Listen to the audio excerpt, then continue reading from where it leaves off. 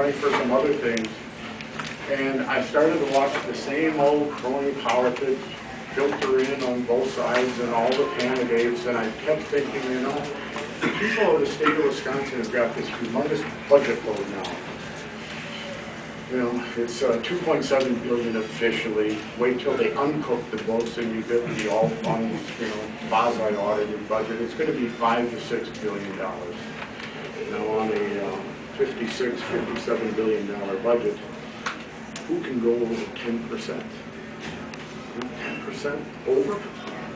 Who can mismanage something that bad? The Pew Center for, which is the group that studies all of the state governments, Pew Center of the Trust for the study on the states, says that Wisconsin is the 10th worst run state in the nation. Now, we were 4th in line for default. Now we're 3rd after California and Illinois, Wisconsin. We might default. Now, when you think of countries like Brazil, Russia, other banana republics that default, and the IMF and the World Bank and all these bank people stepped in, what they do is say, you're all going to still pay. We're going to pay as much as we can get out of you. You're not going to get nothing, barely anything for what you're paying, because we want to be paid back. They call that austerity programs. Now, if we're going to default, that means we're going to be under an austerity program.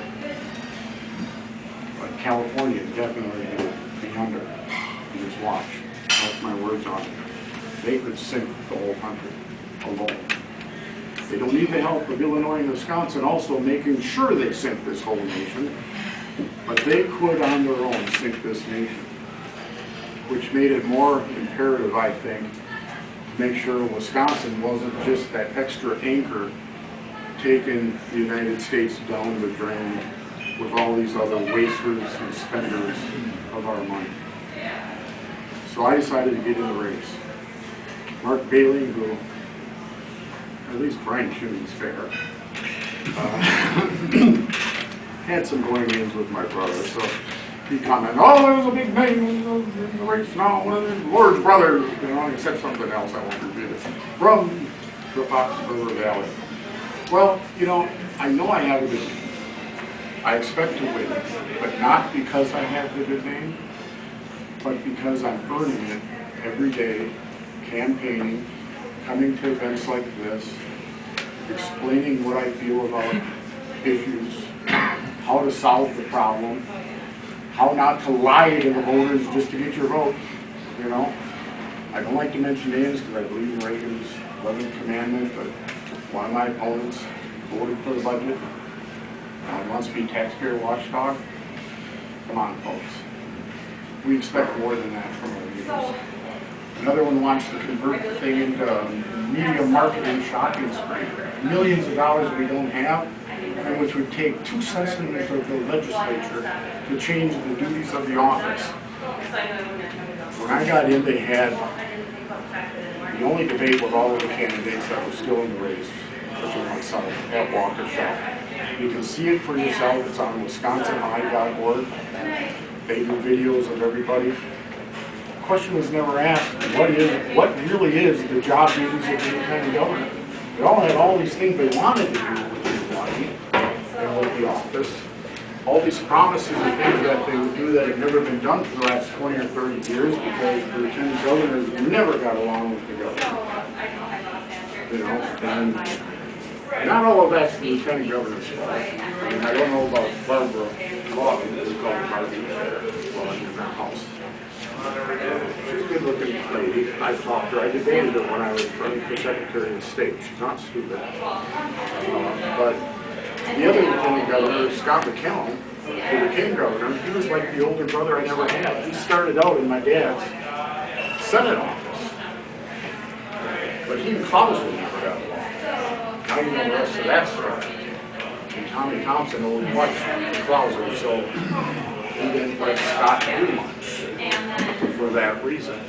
And you can go to the lieutenant governor before that, who was up in age and had some issues. Everybody liked the guy, but that's when they changed the law So that means the lieutenant governor no longer casts high-ranking votes, and no longer presides over the state senate. So they've been doing this to this office, which the people elect you to do. And it was at Waukesha that I think my opponents finally found out, and it's right there in the Constitution and in the statutes, what the duties are. You represent the governor on statutory boards and non-statutory boards that the governor is on. And there's a lot of them. There's 1,858 towns. There's 403 villages, 190 cities, 72 counties, 50 other states.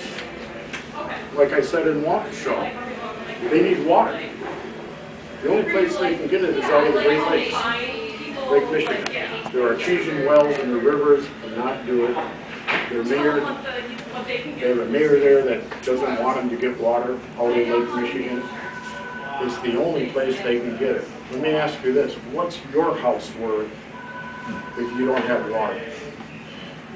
Try and bring a business into a place like Waukesha if there's no water. Industries use more water than we do. Now they can recycle it and do all sorts of high-tech things, and I think we should, so that we're not wasting the water or polluting the water. But they need water, and there's an interstate compact commission on the Great Lakes that the governor's on, that Wisconsin's on the Great Lakes. That would be, for example, a commission that the lieutenant governor would sit in on if the governor is doing something else. He can't be everywhere. Impossible. He's one man. So, as lieutenant governor, that's the job. That is the liaison, to represent the governor. Not to be a critic, not to be against the team, not to trip them up and act as a barrier. God knows in a crisis, when your boat is sinking, the last thing you want is some other guy pounding more holes into the lifeboat. You know? And we're in this lifeboat, folks. So I want to help.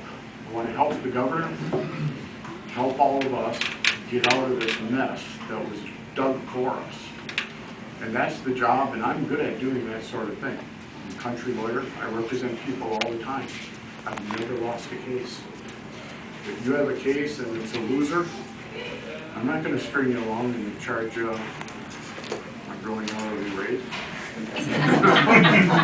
Like a lot of them do. I'll tell you right away. And ask another lawyer, but I don't want your case because it's a loser. You know, that's part of the reason why I've never lost a case. You know, because I'm honest and practical and very frugal and economic on things like that. I have plenty of clients. I don't need to rob somebody blind to steer them down a blind alley like that. I see it all the time in cities. It disgusts me as a lawyer, believe me. You know that. But as lieutenant governor, it's a little more serious. We're talking $56 billion. We're talking a $5 billion hole. Does anybody here think that the next 2-year period, if they don't change anything, is going to be anything different? Now you had another $5 billion. Well, there were only 2 million people out of the 5,500,000 of us paying the bills in Wisconsin. You know, working and paying the bills. Well, not even that. That's the 2 million that were working. Now it's 1,800,000 or 1,700,000 and whatever it is. We're going down. More and more people are unemployed. More people are non-employed, discouraged workers, so on and so forth. There's less and less of us paying the bills. Okay? Let's pretend there's still 2 million of us. Every $2 billion is, you know, $1,000. 1,000 million is $1 billion. Every $2 billion is $1,000 out of every one of your pockets.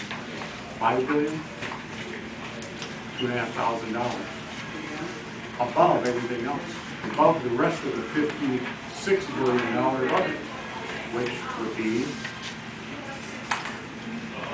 $25,000. Now, not all of you pay $25,000 in taxes, but businesses do. You know? Some of you pay that, I'm sure. Maybe not all of you in this room. I'll bet. I know I don't. I feel pretty good on some days. Depends on the case, depends on the client. But, you know, can we afford it? Can you afford even that extra $2,500 and then that extra $5,000? You know, the debt load alone is 4.5%. That's what we're paying in interest. We're not getting any extra for it here in Wisconsin. 4.5%. You know, out of your pocket. And it's going to get worse and worse. Want to open up for some questions.